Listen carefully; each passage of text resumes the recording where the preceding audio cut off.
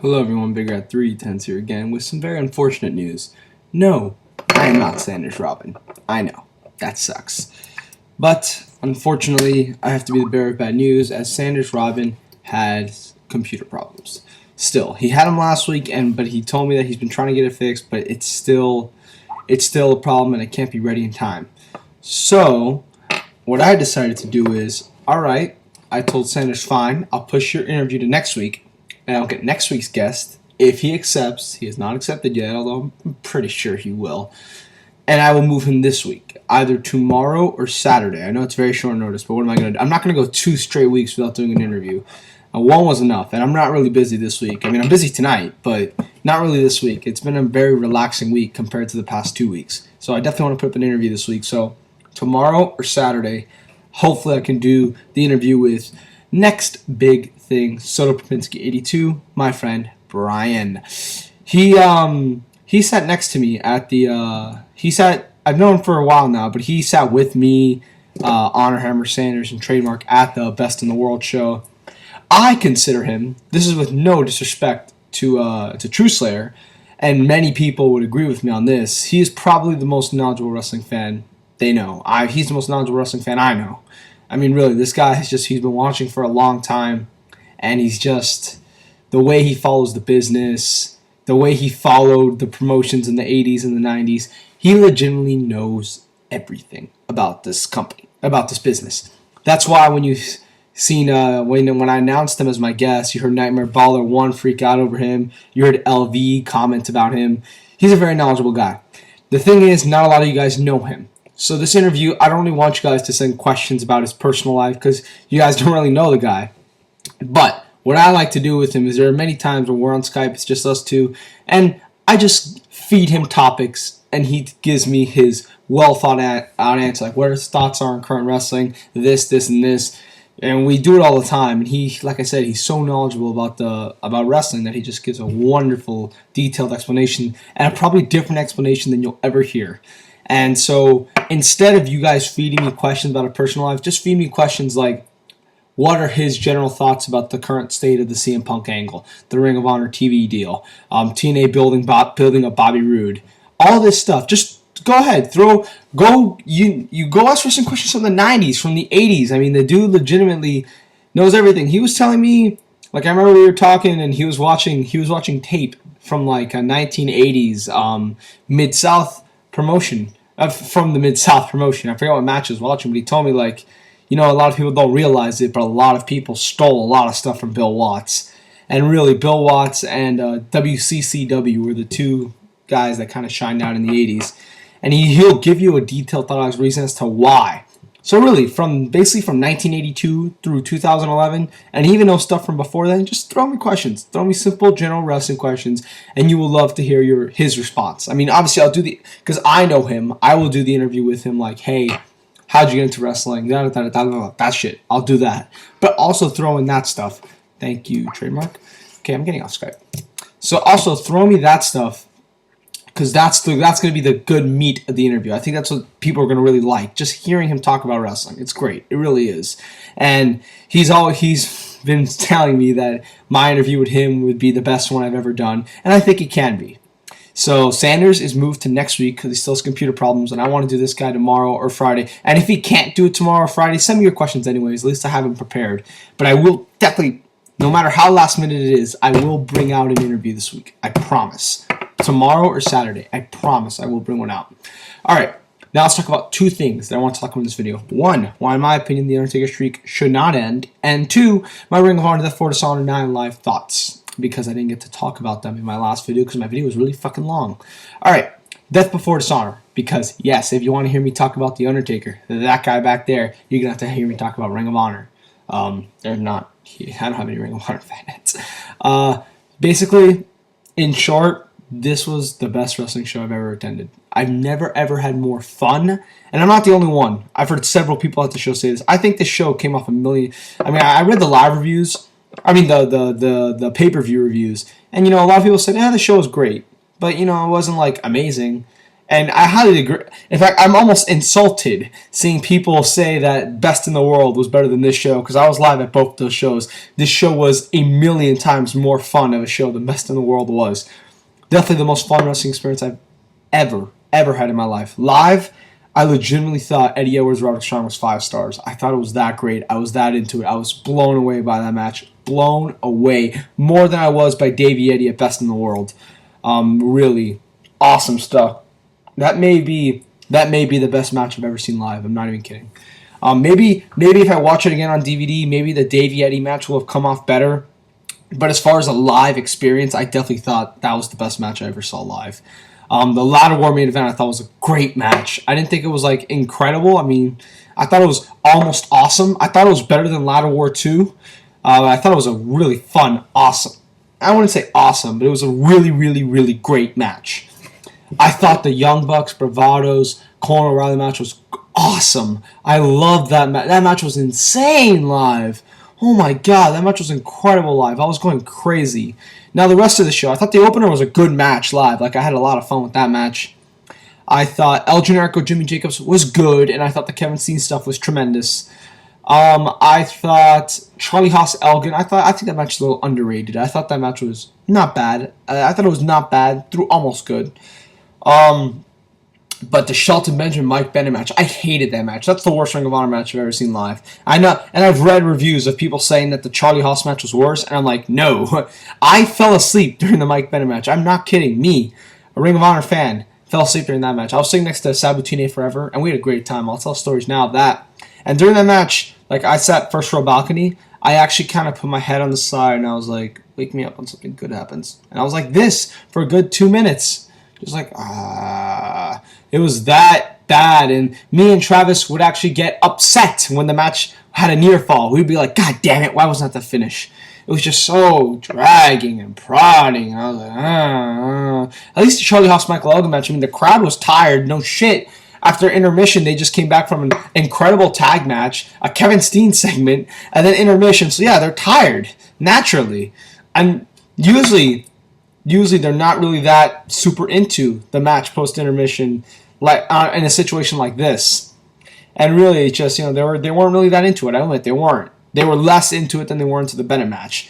But I like the Elgin match much more. I'm sorry. I really didn't like that. My God, I hated that Mike Bennett match live. So yeah, if you look at my down results, I thought the first match was good. The second match I thought was bad. The third match I thought was awesome. Oh my God, that match was so much fun. The El Generico Jimmy Jacobs match I thought was good. Elgin Haas I thought was pretty alright. Alright to good. Alright through good. The Eddie Edwards Roderick Strong match I thought was amazing. And the Briscoes match I thought was really great.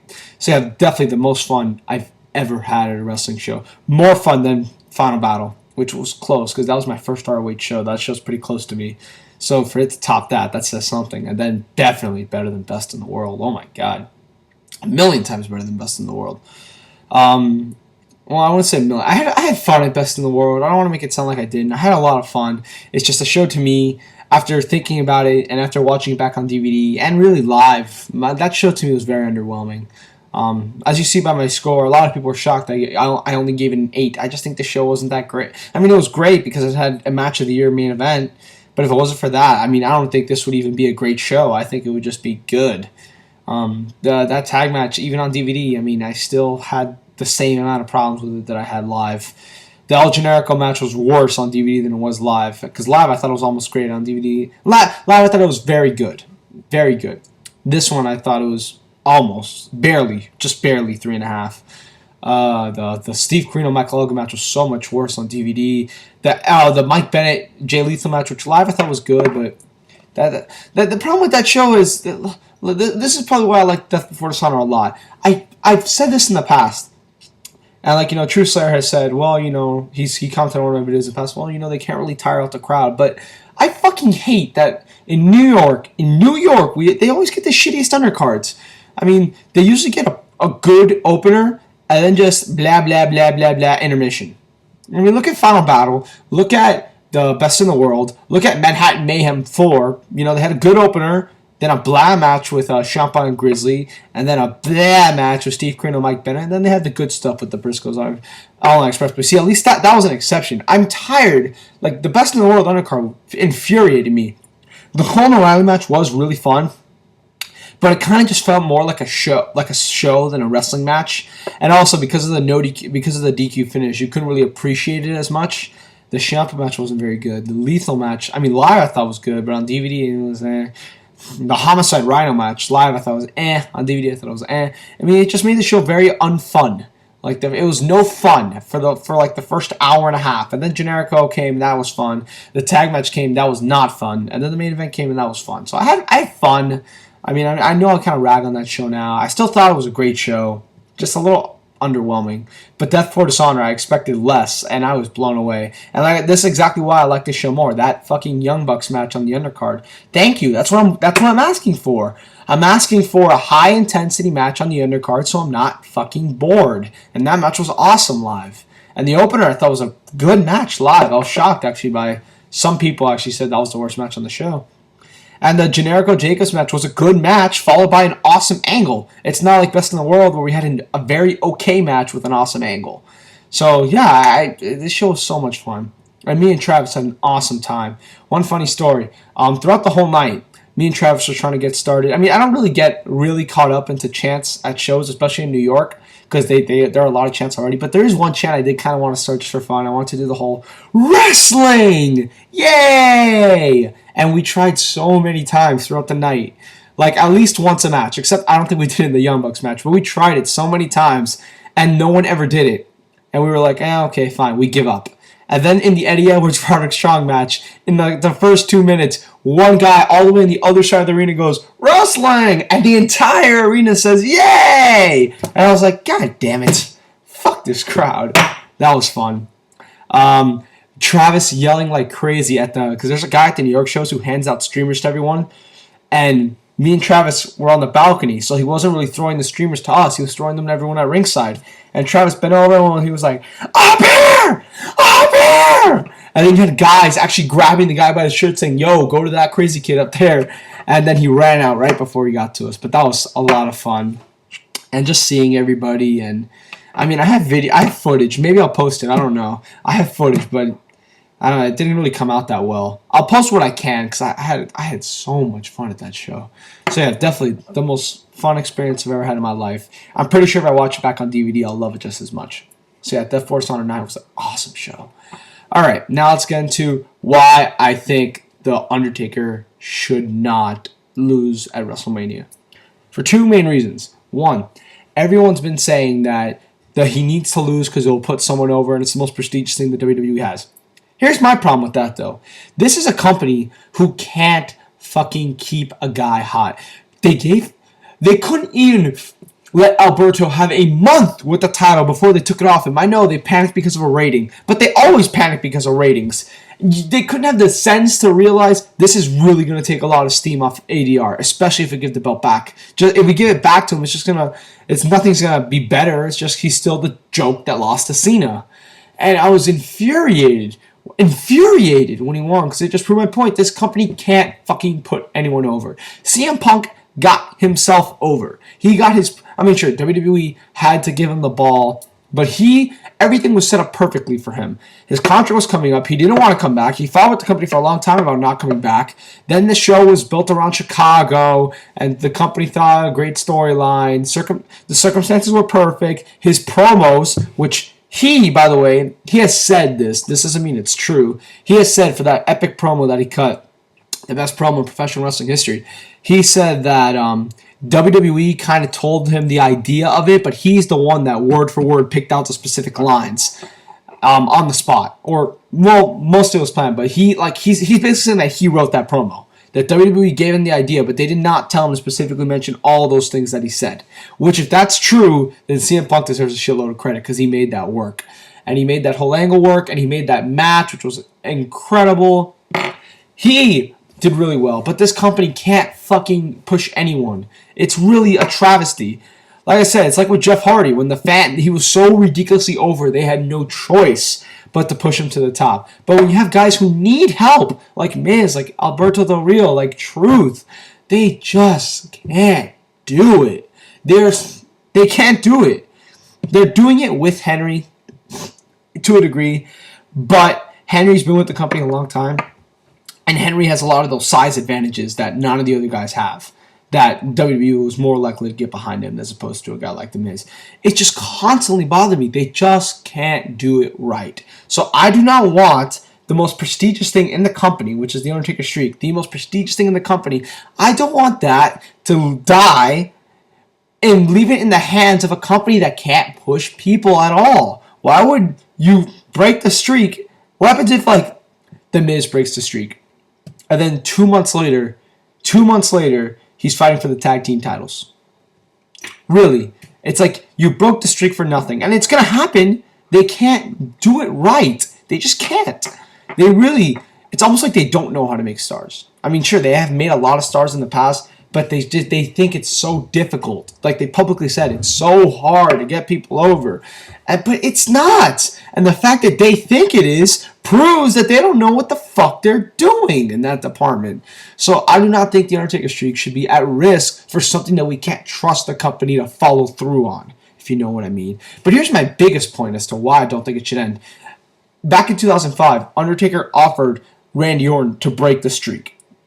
And Randy Orton, of course, as most of you know, turned it down because out of respect for The Undertaker. Now, people's argument is that, well, you need to break the streak. Breaking the streak can really get someone over. Guess what? Orton didn't do it. And is he floundering in the mid-card right now? He's the number 2 fucking wrestler in the whole company. The streak, he didn't need the streak to become the top star in the company. He did that on his own, which proves my point that in order to be a top star in this company, you don't need to beat The Undertaker at WrestleMania.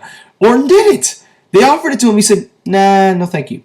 And he fucking still was a top star in the company. So why does a guy like, even if WWE could push someone properly, even if they could, let's say they could, why should we let a mid-card like that use that to get to the top when if they really are a main event player, they don't need it. They don't need it to get to the top. Orton didn't need it. He still got to the top. It's not like you have to beat The Undertaker Mania to be considered on the Cena Orton level. I just don't buy that bullshit. I just think that if they knew, this is like Money in the Bank, New York Giants for life. As 123 has talked about this. It's like an excuse for them to winning the Money in the Bank is like an excuse so they don't have to push people. That's the same thing with breaking Undertaker's streak. A lot of people on YouTube see it as a necessary thing to get a new main event player in there. But it's just an excuse because this company doesn't know how to make another top player. It's their excuse so they don't have to go through that process of making someone a mega icon that, oh, let's just beat The Undertaker. Now, granted, I don't think The Undertaker streak will end. I think that's, David Lagana talked about this, that's Undertaker's thing. Like every Hall of Famer, like every main icon in this business, like Shawn Michaels, Hulk Hogan, Steve Austin, they all have a thing that defined them. Undertaker's thing just can't be his gimmick. His thing was that he was undefeated at WrestleMania. And he's been with the WWE the longest, since 1990. And I think he's, I don't know what the record is for longest active wrestler. Well, I guess he's really is an active wrestler, but he still wrestles. I think did he break the record? I'm not sure. I mean, Bruno was on and off in the 80s. I don't think that really counts as a part of a streak. But the point is, he's been with the company a long time. He's been very loyal. And this is his thing, undefeated at WrestleMania. And like I said, I just don't feel it's necessary to get someone over. I think that's an excuse because this company doesn't know how to get people over. I'm saying it's not necessary, in my opinion. There's other ways. You can make someone a top player without beating The Undertaker at WrestleMania. So a lot of people make the argument, well, we don't want it to just go to waste. It'll just go to nothing if Undertaker just goes to 20-0 with it. 20-0 with it. Goes to nothing. That's his legacy. It doesn't go to fucking nothing. Why wouldn't we break it when, like I said, A, I don't trust this company to execute it properly, and B, it's not needed. It really isn't. It really isn't needed to get over stars. It's just an excuse to do it without doing it properly. All right, that's it for me. Death Force 109, awesome show. Go watch it if you haven't already. And next big thing will be, hopefully, if he accepts, I'm kind of calling him out, Chael Sonnen style. If he accepts, he will be on the show tomorrow or Saturday. And like I said, just send general questions about his thoughts on current pro wrestling. And I promise you, you won't be disappointed. Or even thoughts from the 90s. All right, I am Big Red 310. that is it for me. I'm out.